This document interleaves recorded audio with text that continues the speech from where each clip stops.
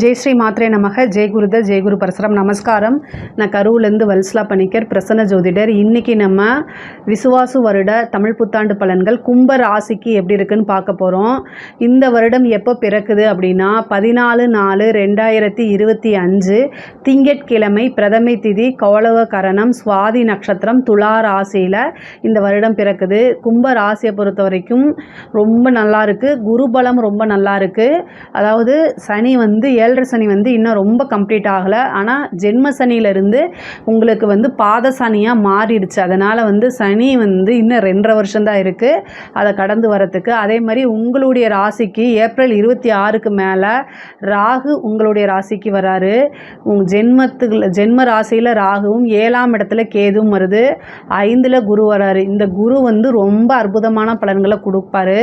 பொதுவாகவே இவ்வளோ நாளாக இந்த ஜென்ம சனினால் ரொம்ப கஷ்டப்பட்டீங்க. இந்த ராகுனாலையும் கொஞ்சம் மன அழுத்தங்கள் இருக்கும். நான் அதை மாற்று கருத்து கிடையாது. ஆனால் எவ்வளோ தான் இருந்தாலும் கும்பராசிக்கு மிகப்பெரிய லெவலில் ஒரு வில் பவர் இருக்குது. நீங்கள் நிறைய விஷயங்களை தாங்கி அதை கடந்து வரக்கூடிய சக்தி பெற்ற நபர்கள் 12 ராசிகளில் கும்பராசிக்கு இருக்குது.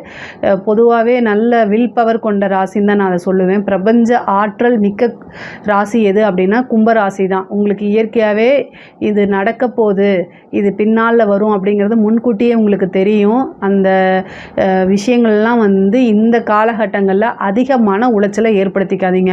இப்படி நமக்கு கெட்டது நடந்துருமோ அந்த மாதிரிலாம் நீங்கள் நினைக்காதீங்க. பொதுவாகவே சந்திரன் மேலே ராகு வரக்கூடியது. ஜென்ம ராகு அப்படிங்கிறது கொஞ்சம் மன அழுத்தங்களை கொடுத்தாலுமே பொருளாதார ரீதியாக நல்லா இருக்குது. ஆனால் குருவும் உங்களுக்கு பார்க்குறதுனால அது யோகமாக மாறிடுது. இந்த குரு 1 வருஷத்துக்கு உங்களுடைய ராசிக்கு 5ஆம் இடத்துலேருந்து உங்கள் ராசியை பார்க்குறாரு. அதே மாதிரி 9ஆம் இடத்தையும் பார்ப்பாரு. அது ரொம்ப நல்லது. 11ஆம் இடத்தையும் பார்க்குறாரு. அதுவும் ரொம்ப நல்லது. அதனால் மிகப்பெரிய லெவலில் நீங்கள் பயப்படணும்னு அவசியம் இல்லை. சனி 2ஆம் இடத்துல இருக்கனால பேசக்கூடிய வார்த்தைகளில் கவனமாக இருக்கணும். முக்கியமாக உங்களுக்கு காலகட்டங்கள் சந்திராஷ்டமம் வருது இல்லையா, அந்த காலகட்டங்களில் உங்களை கோவப்படுத்தணும், உங்களுக்கு கெட்ட பேர் வாங்கி கொடுக்கணும் அப்படிங்கிறதுக்காகவே சனி ஒருத்தர் அனுப்பிச்சுட்டு உங்களை கோவப்படுத்துவார், படுத்து அப்படின்னு. அதுக்கெல்லாம் நீங்கள் உஷாருன்னு மனசுக்குள்ளே பாடிக்கிட்டு ரொம்ப உஷாராக இருக்கணும். உங்களை நம்பி இருக்கவங்களுக்காக நீங்கள் நிறைய டெடிக்கேட்டடாக இருப்பீங்க. அவங்களுக்காக தான் வாழ்கிறீங்க. இது எல்லாமே உங்களுக்கு தெரியும். ஆனால் அவங்க இந்த காலகட்டத்தில் அதை புரிஞ்சுக்க மாட்டாங்க. இருந்தாலுமே நாட்கள் செல்லும் போது உங்களுடைய அருமையை அவங்க புரிஞ்சுக்குவாங்க. அதனால் மன உளைச்சல் ஆகாதீங்க. மிகப்பெரிய லெவலில் உங்களுக்கு எக்கனாமிக்கல் மாற்றம் நல்லா இருக்குது. நீங்கள் எடுக்கக்கூடிய ஒவ்வொரு முயற்சியுமே சக்ஸஸ்ஸு. ஆனால் இந்த ராகு பார்த்திங்கன்னா அன்நேச்சுரல் பிஸ்னஸ்ஸு, அதே மாதிரி பார்த்திங்கன்னா இந்த கெமிக்கல் இண்டஸ்ட்ரி, ஐடி ஃபீல்டு, இதுக்கெல்லாமே நல்லது படுத்தி விட்டுரும், வளர்த்தி விட்டுரும். ராகு ஒரு விஷயத்தை வளர்த்தி விடும். அதனால் அதே மாதிரி ஹெல்த் சம்மந்தப்பட்ட விஷயங்களுக்கு கவனமாக இருக்கணும். தொழில் ஸ்தானத்தை பொறுத்த வரைக்கும் உங்களுக்கு தொழில் ஸ்தானத்துக்கு சனியோடைய பார்வையோ ராகு கேதுவோ குருவோ எதுவுமே பார்க்கல. தொழில் நல்லபடியாக நடக்கும். தொழில் மூலிமா நல்ல வருமானம் 2ல் சனி வந்திருக்கு. வருமானத்துக்குன்னு ஒரு கிரகம் கொடுக்கும். சிறு தடை தாமதத்துக்கு அப்புறம் கொடுக்கும். ஆனால் அது நல்லது. ஆனால் 11ல் குரு பார்க்குது. 11ஆம் இடம் லாபஸ்தானம், அதை குரு பார்க்குது. தொழில் மூலிமா நல்ல லாபம் கிடைக்குமானா தாராளமாக கிடைக்கும். குபேரனுக்கு ஒப்பான நிதிநிலையை குறிக்கக்கூடிய இடம் 11. அந்த இடத்துக்கு குருவோடைய பார்வை வரனால உங்களுக்கு நீங்கள் நினச்ச விஷயங்கள், உங்களுடைய எண்ணங்கள் ஈடேறக்கூடிய காலகட்டம் தான். புதுசாக பிஸ்னஸ் ஸ்டார்ட் பண்ணலாமான்னா அது உங்களுடைய சுய ஜாதகத்தில் தொழில் ஸ்தானம் எப்படி இருக்குது, தொழில் காரகன் எப்படி இருக்குது, தொழில் ஸ்தான அதிபதி எப்படி இருக்குங்கிறதெல்லாம் நீங்கள் பார்த்துட்டு ஸ்டார்ட் பண்ணிக்கோங்க. அதே மாதிரி உத்தியோகத்தில் இருக்கவங்களுக்கு திடீர்னு ஒரு அதிர்ஷ்டம் கிடைக்கும், ப்ரமோஷன் கிடைக்கும், ஒரு இடம் மாற்றம் கிடைக்கும், நீங்கள் விரும்பிய இடத்துல வேலை கிடைக்கும். இவ்வளோ நாளாக ஏக்கமாக இருந்திருக்கும் உங்களுக்கு, இந்த கம்பெனியில் போய் நம்ம வேலை பார்த்தா எப்படி இருக்கும் அப்படின்னு. அந்த டைம் இப்போ வரப்போகுது. இந்த வருடத்தில் உங்களுக்கு உத்தியோக மாற்றம் இருக்குது. அதுவும் உங்களுக்கு விருப்பமான இடத்துல, அதே மாதிரி விருப்பமான துறையில் உறுதியாக உண்டு. நீண்ட தூர பிரயாணம் இருக்குது. படிப்புக்காகவோ அல்லது தொழிலுக்காகவோ உத்தியோகத்துக்காகவோ வெளிநாடு, வெளிமாநிலம், வெளியூர் செல்லக்கூடிய வாய்ப்புகள் இருக்குது. ஐடி ஃபீல்டில் இருக்கவங்களாம் ஃபாரின் போகிறதுக்கு உண்டான அமைப்பு, பிஸ்னஸ் ரீதியாக ஃபாரினுக்கு போகிறது, அந்த மாதிரி அமைப்புகள்லாம் இருக்குது. படிப்பில் ஆர்வம் முன்பை விட குறையும். பட் ஆனால் செல்ஃபாக மோட்டிவேட் பண்ணிக்கணும். சம்டைம் நீங்கள் படிப்பை புக் எடுத்தாலே சோஷியல் மீடியா பக்கம் போகிற மாதிரி அமைப்புகள்லாம் வந்துடும். அது எல்லாமே நீங்கள் உங்களை செல்ஃப் செல்ஃபாக மோட்டிவேட் பண்ணி படித்தாதான் நமக்கு வாழ்க்கை அப்படின்னு இருங்க. நிறைய மாற்றம் இருக்குது. புது புது நபர்களுடைய அறிமுகம், வேறு மதத்தை சேர்ந்தவர்கள், வேறு லாங்குவேஜ் பேசக்கூடிய நபர்களுடைய அறிமுகம் கிடைக்கும். அது மூலிமா ஆதாயமும் உண்டு.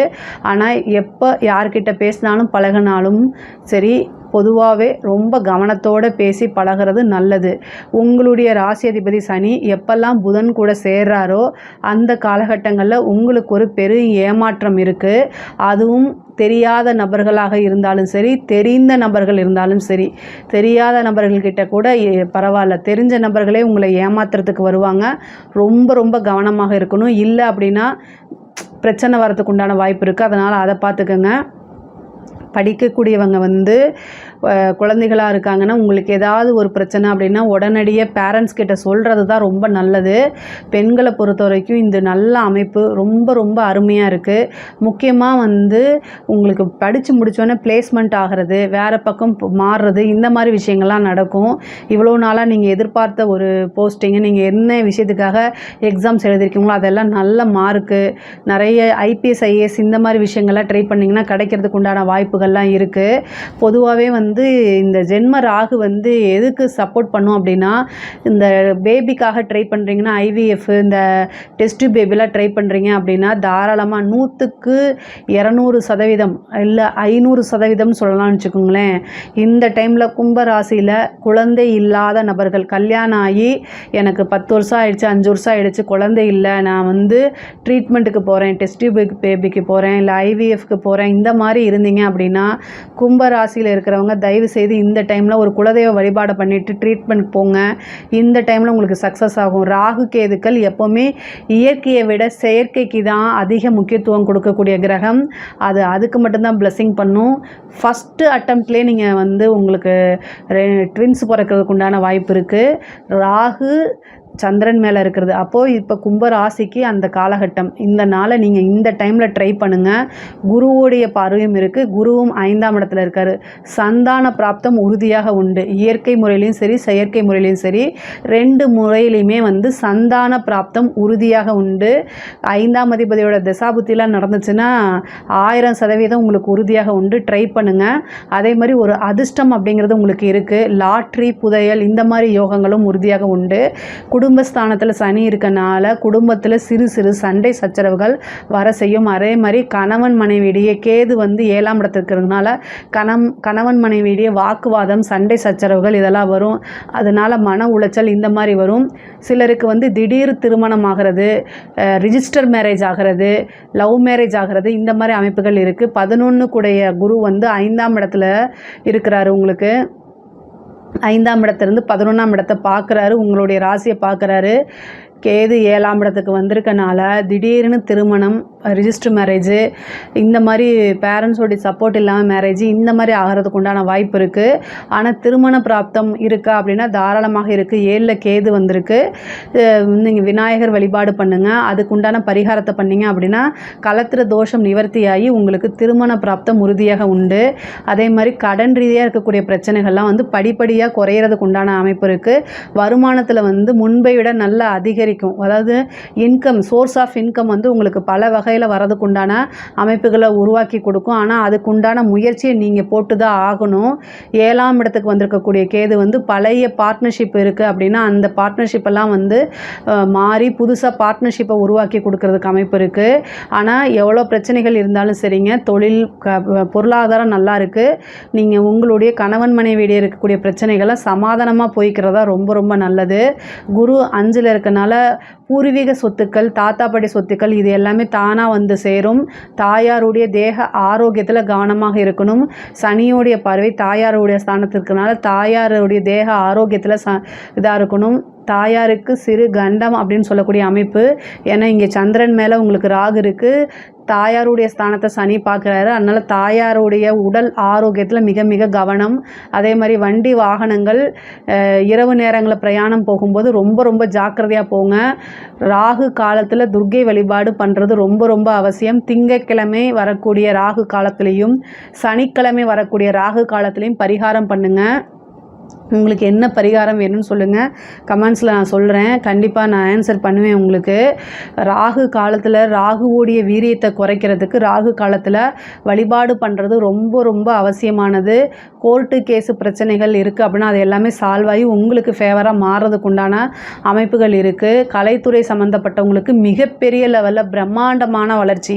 கலைத்துறை அப்படிங்கிறவங்களுக்குலாம் மிகப்பெரிய, ஏன்னா ராகு வந்திருக்கனால அதை உயர்த்தி விடுவார். மீடியா ஃபீல்டுனா சொல்லவே வேண்டாம், மிகப்பெரிய லெவலில் யோகம் உங்களுக்கு இருக்குது.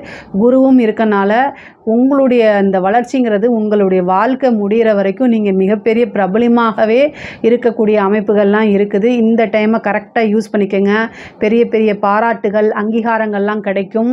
உயரிய விருதுகள்லாம் கிடைக்கிறதுக்கு உண்டான அமைப்பு இருக்குது. அரசாங்க துறையில் இருக்கிறவங்க, அரசாங்க அதிகாரிகள் ரொம்ப கவனமாக இருக்கணும்.